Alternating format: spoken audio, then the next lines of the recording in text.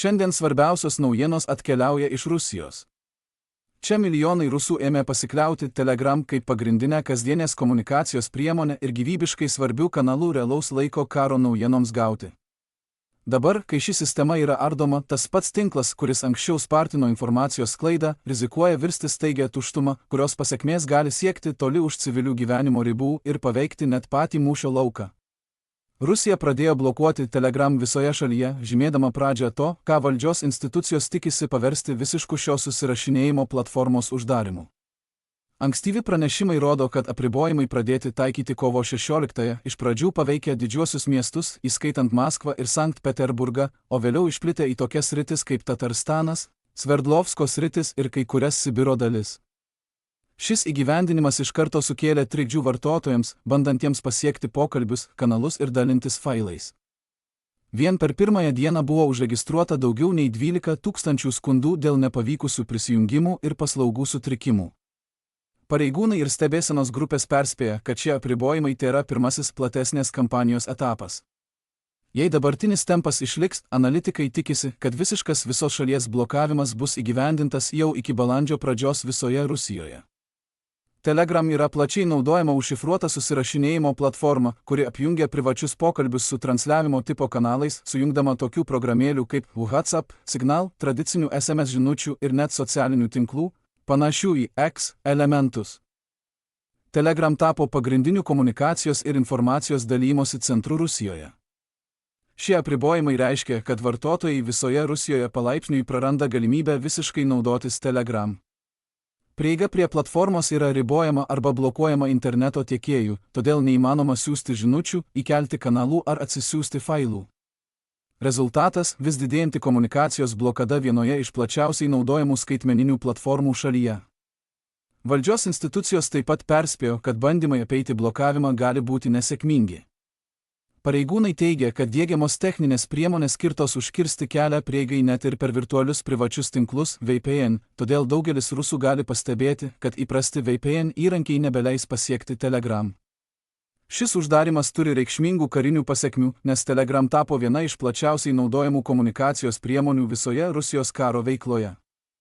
Priekinės linijos daliniai, savanorių grupės ir karo šalininkų tinklaraštininkai ją naudojasi norėdami gauti naujausią informaciją iš mūšio lauko, koordinuoti veiksmus ir dalinti žvalgybos vaizdo įrašais beveik realiu laiku. Prieigos atėmimas priverčia pereiti prie lėtesnių, fragmentuotų ar mažiau saugių alternatyvų, kas lėtina informacijos srautą ir apsunkina koordinaciją tarp dalinių ir paramos tinklų. Tai gali sumažinti reagavimą mūšio lauke ir sutrikdyti logistiką. Karo analitikai perspėja, kad šie apribojimai sulėtins komunikaciją tarp fronto ir visuomenės, kol karas tęsis. Rusijos sprendimas blokuoti Telegram atrodo yra susijęs su skubesnėmis Kremliaus pastangomis suvaldyti tam tikras karo metu sklindančias informacijos formas, kurios vis dažniau išslysta iš jo kontrolės. Pastaraisiais mėnesiais karo šalininkų tinklaraštininkai šioje platformoje atvirai kritikavo sprendimus mūšio lauke, viešino logistikos nesėkmes ir pranešė apie nuostolius dar prieš oficialius pareiškimus. Kartais tai formavo visuomenės nuomonę greičiau nei valstybinė žiniasklaida. Taip susidarė neįprasta erdvė, kurioje net prorusiški balsai prisidėjo prie vidinės kritikos. Imdamiesi veiksmų dabar, valdžios institucijos regis siekia pažaboti šios informacijos nutekėjimus, susigrąžinti naratyvo kontrolę ir užkirsti kelią tolesniam pasitikėjimo erozijai karo metu. Už politikos ir karinės sferos ribų šis uždarimas paveikia kasdienį gyvenimą visoje Rusijoje, kur Telegram tapo neatsiejama kasdienybės dalimi. Milijonai žmonių platformą naudojasi ne tik žinutėms, bet ir vietinėms naujienoms, verslo reklamoms, bendruomenių grupėms bei viešiesiems pranešimams. Mažos įmonės reklamuoja savo produktus per Telegram kanalus, o gyventojai seka miesto naujienas, transporto pokyčius ir skubius perspėjimus. Todėl prieigos atėmimas sutrikdo kur kas daugiau nei tik privačius pokalbius. Tai silpnina skaitmeninę ekosistemą, kurią daugelis rusų naudoja socialiniam gyvenimui organizuoti, informacijai greitai dalintis ir palaikyti ryšius tiek šalies viduje, tiek su kontaktais užsienyje.